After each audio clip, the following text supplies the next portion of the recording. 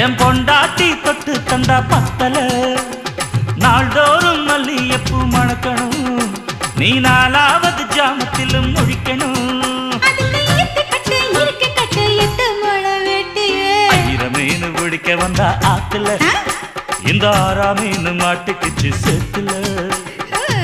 மீன் பிடிக்க போன